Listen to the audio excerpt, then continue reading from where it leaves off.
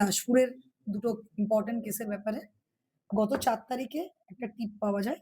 যেই টিপের উপর ডিপেন্ড করে আমার ওসি ঘাটাল এবং ওসি দাসপুর এই দুটো টিম একসঙ্গে একটা লোককে অ্যাপ্রিহেন্ড করে। আশিস সিংহ রয়, যার ডাকনাম হচ্ছে রাকেশ। সেখান থেকে আমরা প্রায় 9.738 রুপো আমাদের বাজেয়াপ্ত করা হয়। যে রুপোগুলোর কোনো কাগজপত্র পাওয়া যায় না। সে কোনো সদুত্তর দিতে পারেনি। কোথা থেকে নিচ্ছে এবং কি কারণে হচ্ছে। তাই আমরা তাকে অ্যারেস্ট করি এবং সেটার বেসিসে আমরা ইনভেস্টিগেশন এখনো চালাচ্ছি। সে এখন পিসিতে রয়েছে। আমাদের সঙ্গে দেখা যাচ্ছে। অ্যারেস্ট করা হয়েছে এবং কোথা থেকে সে কিনেছে, কোথায় সে বিক্রি করত সেগুলোর ডিটেইলস আমরা এখন ডিসক্লোজ করছি না। আন্ডার ইনভেস্টিগেশন আছে but it was a racket যেখানে কিছু চুরির মাল হয়তো কেনা হতো এবং সেখান থেকে সেটা গলিয়ে ইউজ হতো। এই ধরনের টাকা-পয়সা কোথাও অন্যরকম কোনো ফান্ডিং, কোনো ইল্লিগাল কাজে ফান্ডিং হতো কিনা সেটাও আমরা দেখছি। দাসপুর থানার আরেকটা কেস হয় যেখানে আমরা একটা বোলেরো পিকআপ ভ্যান থেকে আমরা ৯ টা গবাদি পশু উদ্ধার করি, যেটাকে স্লটারিং এর জন্য নিয়ে যাওয়া হচ্ছিল।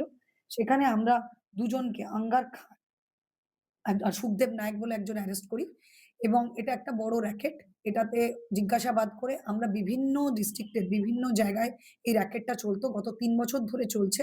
তারা একটা আ কোনো গরুর যে হাট সেখানে তাদের পরিচয় হয়। সেখান থেকে তারা দীর্ঘদিন ধরে বিভিন্ন ডিস্ট্রিক্টে এরকম সল্টারিং এর জন্য গরু নিয়ে যেত। তো এটা একটা বড় র‍্যাকেট। আমরা একটা বড় সাফল্য পেয়েছি। ২ জন অ্যারেস্ট হয়েছে এবং আরো অনেকজন অ্যারেস্ট করা বাকি। আমরা আরো অনেকগুলো জায়গায় মানে রেড করে আমরা পুরো টিমটাকে ধরবো। যাতে কোনোভাবেই স্লটারিং এর জন্য গরু পাচার না করা যায় এবং এটা পুরোপুরিভাবে বন্ধ করতে পারি। আরেকটা বড় সাফল্য এসছে আমাদের নারায়ণগড় থানার। আমাদের additional SP traffic, additional SP আমাদের খড়গপুর আর আমার এসডিপিও খড়গপুর। এই দুজনের টিম তারা স্টিং অপারেশন করে এবং গোল্ডেন রিসর্ট বলে একটা আ যে হোটেল আছে সেখান থেকে আমরা কিছু লোকজনকে অ্যারেস্ট করি মালিক সহ। সেখানে কিছু ভিকটিম ওমেন কেও আমরা পাই। সেখানে সমস্ত রেজিস্টার আমরা সিজ করি।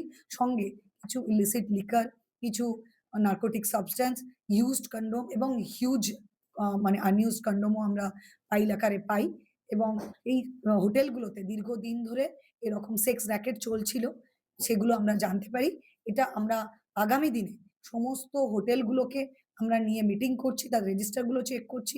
প্রপারলি কারা আসছে, কারা যাচ্ছে, কোনো মাইনর আসছে কিনা, উইথআউট ডকুমেন্টেশন এ কাউকে ঘর ভাড়া দেওয়া হচ্ছে কিনা সেগুলো চেক করব এবং আমরা এটা বলতে পারি পশ্চিম মেদিনীপুর জেলা পুলিশ এই সংগঠিত মানব পাচার, যৌন শোষণ এবং নারী নির্যাতন সবকিছুর ব্যাপারে জিরো টলারেন্স নীতি দেখাবে।